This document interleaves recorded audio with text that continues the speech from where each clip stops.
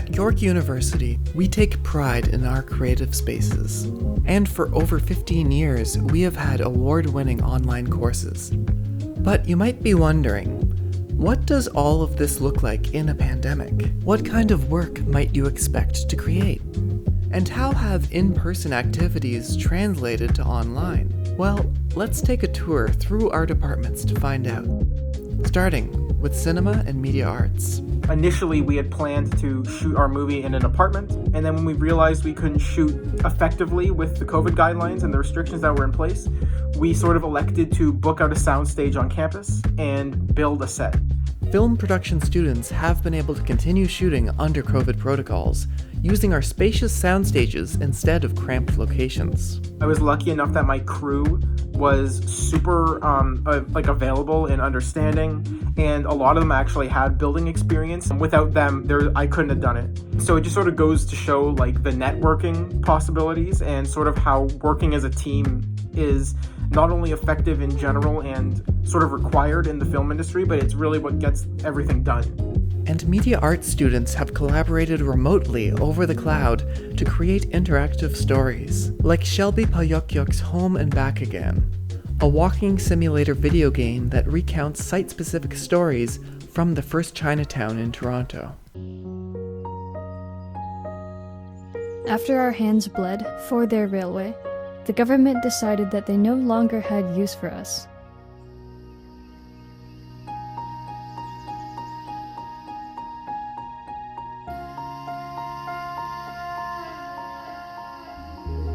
Next, dance. In fall of 2020, dance faculty worked hard to set up safe parameters so dance students who live near campus could use the studios. The dance department has done a really good job at keeping us up to date on what they know, and this has been since the beginning of coronavirus. You know, you had a similar procedure. You go in, you had to clean your square. The basics of it were what I expected. It wasn't out of the ordinary. Being able to hear people's breath and their movement and feel them go through the motions the same way you are and struggle the same way you are, it feels like it's a more holistic experience. And as for the dance shows, well, they've taken on a more personal and unique aesthetic as students found creative ways to showcase themselves alone and together for virtual events.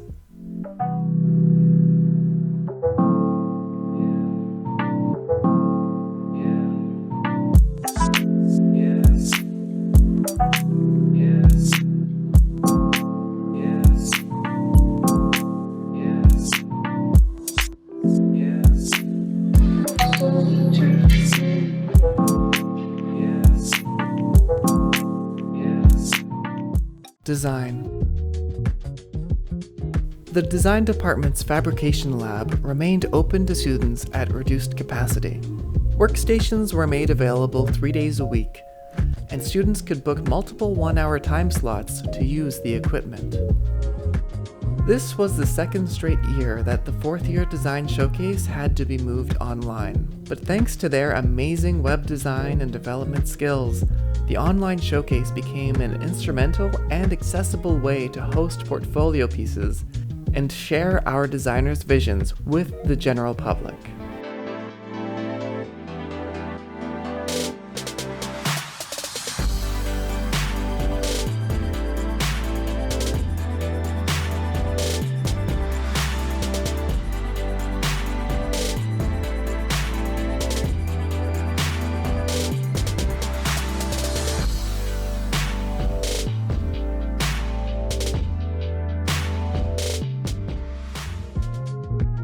Digital media.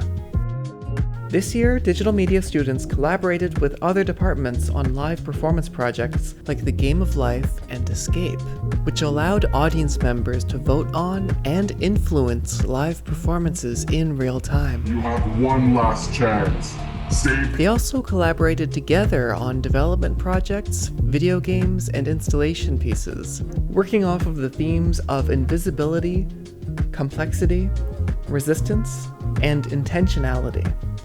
Alexis Spagnoli, Catherine Bauer, and Keon Rastgu made Projected Selves, an installation piece that incorporates motion sensing technology to raise awareness of the effects of PTSD. And students Adrian Fearman, Shibuzor Igualo, and Eric Lin developed a computational project called Viral, which gamifies everyday productivity among its users. The main purpose of the game is to dominate the board with your color by keeping your productivity level high. There are 3 mode settings: wake/activity, study, and sleep. All you really need to participate is an Arduino, the code, and 2 sensors. We wanted to make a game that could keep us accountable to each other while also considering everyone's definition of productivity. Something that could run in the background but inspire us to get up and exercise, or read a book, or get to work, or take a much needed break. Music. Our music studios have remained accessible to students under strict COVID guidelines, and students have had a chance to perform together, either remotely or at a safe distance apart. When it came time to showcase to the public, the music department put together an outstanding virtual concert with stunning visuals and high production value to highlight our superstar musicians. These performances have already received thousands of views on YouTube.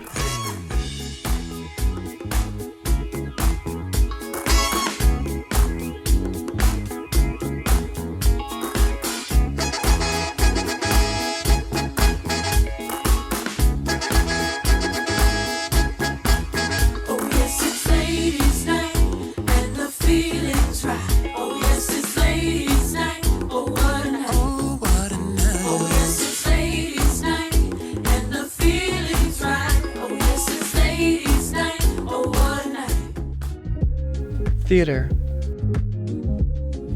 I think that the impact that we're going to see with this is offering a hopeful look that the training that they're going through and the education that they're receiving at York is still going to be relevant. Distance theater, whether or not it's Zoom theater or just streaming theater, is a really important thing for us to spend a lot of time investigating, because it's the way that we're experiencing all of our relationships now anyway. The best part of this experience for me is constantly facing the new challenges and solving them with my peers together. Through this process, I have learned that I don't have to limit my imagination for theater anymore. Our theater department has redefined what live theater can look like. They've introduced innovative digital imaging technology to their design elements to create live streaming performances that are like none other. And some students have noticed the benefits of learning how to create a digital live performance. One perk of online is that you branch out into new art. It allowed me to kind of get into video editing and discover some green screen abilities that I didn't know how to until this year. There are things that I would have not done this year if it weren't online. Visual art and art history. In place of physical galleries, the Department of Visual Arts launched vaartspaces.com to host online exhibitions for student work. And they've partnered with ArtGate VR for an exhibition in virtual reality. Asha Kabaka is a sculptor in the visual arts program who had a solo exhibition on the Va Art Spaces website. It was such a relief to get back into the studio after so long. It was a little bit bittersweet at the same time though, because there were so few other students there. We didn't really have that collaborative communal environment that we usually do. But overall, it was a great year, and I did get a lot of work done. The safety protocol we had in place, of course, included mask wearing and social distancing. In addition to that, the capacity of the studio was limited to 10 people, so there was a sign-up sheet for students to access certain areas and equipment.